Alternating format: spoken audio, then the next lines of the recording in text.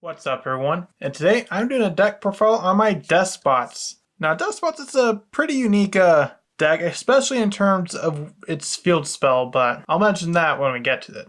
Now, before we start, I'd just like to mention to you, vote which deck you'd like me to do for this month, and the one that wins, I'll do a deck profile of, but you won't know if you don't vote. So, let's get right into the video. I run the one Deskbot 1. Now, there are a total of 9 Deskbots that go from 001 all the way to 009. Some of them are not too great, and some of them are actually pretty good. Although you want to run at least one of all of them, mainly due to the field spell because of how powerful that is. Now, Deskbot 1 is the only tuner Deskbot, and this card gains 500 attack and defense for each machine type monster you control. One thing about the Deskbots is that they can gain attack pretty easily. In fact, one card I was considering when running this, while I don't have it in this deck, is Limiter Removal. While I don't run it, that is a card that can be run and might actually work. I probably may take out something like a Monster Gate, or depends on what you want to do with it, all in all. However, if 2 or more machine type monsters are special summoned at the same time while this card is in your graveyard, you can special summon this card. So mainly it's Deskbot 4 or Machine Duplication, because they both special summon 2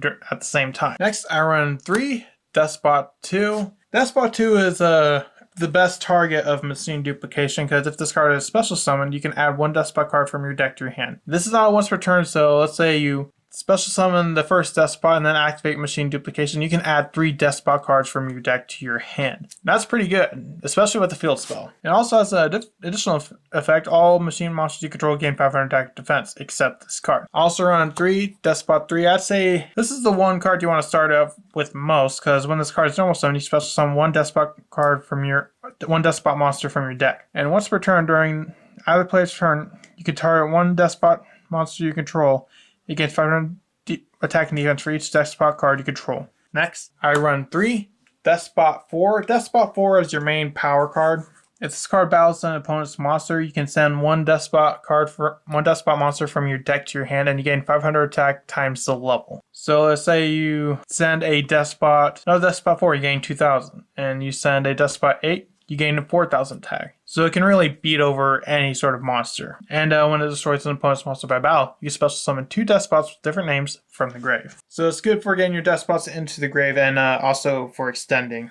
I run the 1-5 and the 1-6. For the Deskbots, 5, 6, 7, 8 are pendulum scales. You don't want to pendulum summon as much, mainly because since I only run 1 and I do want them in the grave, and if I use them as a scale, it's going to be harder to get them into the grave. But for Deskbot 5, if this card is normal or special summon, you can target 1 spell trap card on the field, destroy it. And Deskbot 6, if this card is normal or special summon, you can target 1 monster on the field, change its battle position. So not really too great, but you do need at least 1 of each Deskbot for the field spell. I run 2-7 and 2 Deskbot 8. Deskbot summon, this card gains 500 attack and defense. This card gains 500 attack for each Deskbot card in your graveyard, and 8 does the same thing. And this can do piercing damage, and the other can attack 2 times during each battle phase. And I also run the 1 Deskbot 9. Once per turn during your main phase, you can make this card gain attack equal to the combined attack of all Deskbot monsters you currently control, except Deskbot 009, until the end of your opponent's turn. So it's really good for OTKing, and that's the one good thing about this deck. And another thing that I didn't mention at the beginning of the video, I'm also going to be doing 2 Deskbot deck profiles, because there's 2 ways to play this deck. This is more of the control version, and the next one I'm going to do more of like an OTK version of this, which you can do. That's it for the Deskbots, because there's only 9 Deskbots. I also run 3 Ash Blossom and Enjoy Spring for a hand trap, pretty explanatory.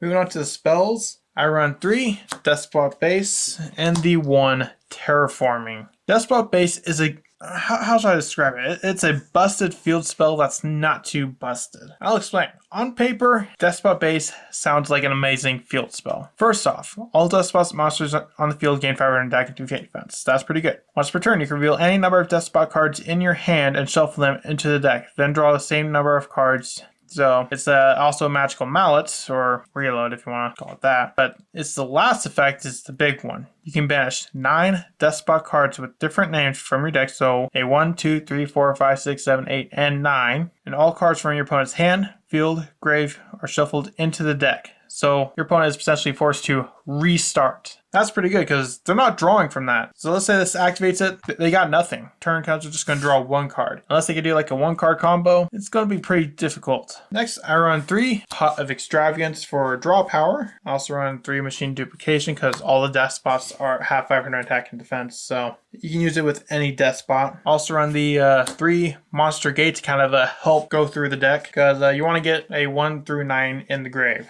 I run 1 Monster Reborn for extending, Foolish Burial to dump cards, same with card destruction and reasoning. And moving on to the traps, I run 3, and that is 3 Needlebug Nest. Needlebug Nest is the card where you can send the top 5 cards of your deck to the grave. Simple text, and it's essentially just a mill card, which is what you want in Despots. Moving on to the extra deck. The extra deck doesn't really matter too much, considering you are playing Pot of Extravagance. First off, I run the IP Masquerade package with IP, Phoenix, Cerberus, and Unicorn. Also run 2 Union Carrier. I run a double on some of these because of Extravagance. But this card can also help get cards out. Like, for example, say you have 4, you can use Union Carrier to attach 1 to 4. Also run 1 Appaloosa, 1 Oxus Code, 2 Borrelsword Dragons, as well as 2 Saryuja Skuldra to kind of help go through the deck. And that's it for the links. And lastly, 3 Deskbot Jet for Synchro. Deskbot Jet requires 1 tuner and 1 or more non-tuners, and this card gains 500 attack and defense for each Deskbot on the field. You can only use one of the following effects of Deskbot Jet once per turn, and only once that turn. The first one, you can target 1 Deskbot card you control, destroy it, and if you do, special summon 1 Deskbot monster from your deck, so it's good to kind of get Deskbot cards into the grave or down to the field. Or target 1 Deskbot card you control and 1 face-up card on the field, destroy them. So it can also destroy cards your opponent controls too. That's it for the Despot Control deck profile. What do you think? Do you think Despot Control is the right way to play Despots? Or do you think the Despot OTK is more of the proper way to play Despots? Let me know in the comments. And the Despot Control will be out exactly probably shortly after this video is out, maybe like a day, maybe even less. We'll see. And yeah, that's going to be all for this video, and I'll see you in the next video I make. Bye.